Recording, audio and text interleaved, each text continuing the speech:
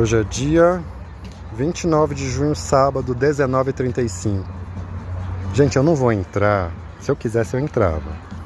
Mas primeiro, eu não sou da religião. Segundo, é aberto ao público, mas é mais assim pro povo do bairro, né? É centro de São Bernardo, é centrinho, eu descobri, gente.